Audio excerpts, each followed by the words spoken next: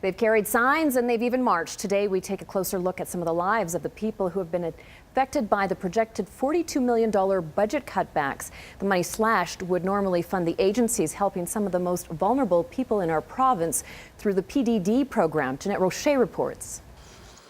Joanne McLeod spends about 5 hours a day sorting food and making hampers at the Lethbridge Food Bank. She's been volunteering here for 3 years, but to her, it's more than just a job. It makes me feel really good. It makes me feel happy. This sense of fulfillment is possible in part because of this woman. Jen Groen is a community access worker in Joanne's lifeline.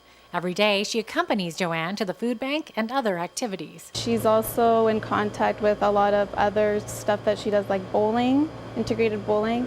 And she also does like dance class at the college. So we're pretty busy. But provincial budget cuts could flatline Joanne's lifestyle. If cuts to persons with developmental delays does take effect, Jerome could be out of a job and Joanne could be left on her own. She wouldn't see her mom at all. I don't think she'd have any access to her friends because she doesn't drive and she can't take the public bus.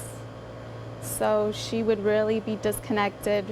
And Joanne is just one in nearly 10,000. I just wish that they would stop doing this to people with disabilities. They need to make a change because sooner or later, if they don't, then we're going to have to make our decisions ourselves. Premier Alison Redford says members of her cabinet are meeting with community leaders in Lethbridge to reassure families and PDD clients. We know the transition is important and we're absolutely committed to making sure that vulnerable people in our community continue to receive the services that they need. Vulnerable Albertans aren't the only ones who will be affected. If PDD cuts go into effect, the Lethbridge Food Bank and many other nonprofits will feel the negative impact. It's huge. I mean, that's a lot of our volunteer base. So without volunteers, we aren't able to do our day-to-day operation. Jeanette Roche, CTV News, Lethbridge.